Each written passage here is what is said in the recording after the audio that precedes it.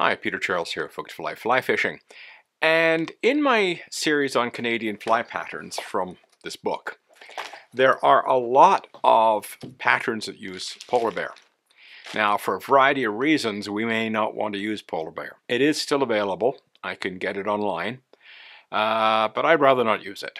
And with polar bears being under pressure from climate change or habitat is degrading, probably not the best material to be using. So I'm going to do some substitutions, and I'm not going to make a lot of reference to them during the videos. I'm going to keep repeating myself. So I'm doing this video in one shot, and we'll talk about the issue now, and we'll have to keep discussing it later on.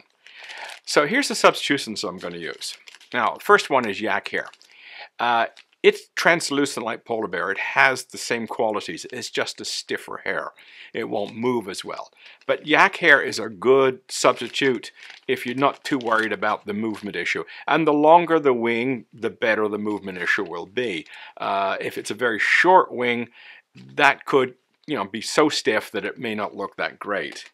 So one of the alternatives is to use calf tail. Now in white, it's translucent, but as soon as it gets a dye in it, it loses that translucency. But in a shorter wing, it's a good substitute for polar bear. We'll be using that as well. Of course, you could use a synthetic material. I'm not crazy about synthetics, but if you've got synthetics, by all means use them, and some of them are translucent. Of course, there's good old bucktail. We'll probably use that as well. And some of the nicer, more mobile hairs, we get things like temple dog, Icelandic sheep, Arctic fox. So we'll be using all of those as well. And when I make a substitution, I'll just put a little text message in there somewhere in the video that I've substituted up the polar bear with whatever I'm using, rather than just keep repeating this over and over and over again.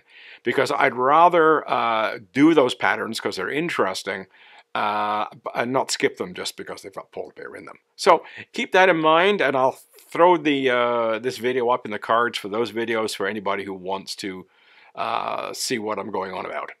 Anyway, so next few videos, when you see polar bear somewhere in the recipe, you know it's probably been substituted with something else.